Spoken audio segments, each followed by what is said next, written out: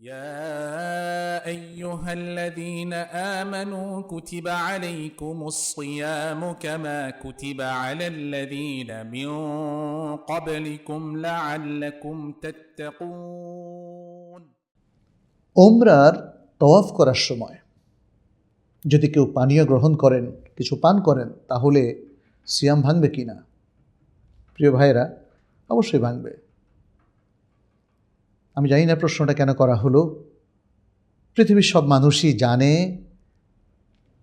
সিয়াম হচ্ছে সবে সাদেক থেকে নিয়ে সূর্য অস্ত যাওয়া পর্যন্ত কোনো কিছু আহার না করা, পান না করা এবং বিবাহিত ব্যক্তিরা কোনো দাম্পত্য সম্পর্ক স্থাপন না করা। এটা মেইন জিনিস সিয়ামের।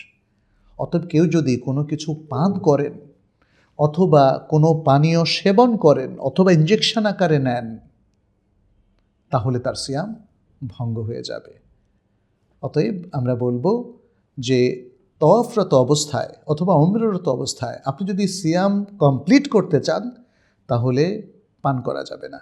তবে আপনি যদি ক্লান্ত অনুভব করেন, যেহেতু আপনি মুসাফির, তাহলে আপনি পান করতে পারেন, খেতে পারেন, সিয়াম ভঙ্গ করতে পারেন এবং মুসাফির হিসাবে এটা আপনার জন্য রোকসাত। পরবর্তীতে আপনি রমাদানের পরে যে কোনো সময় পরবর্তী রমাদানের আগে আপনি এই সিয়ামটা কাজা করে ফেলবেন।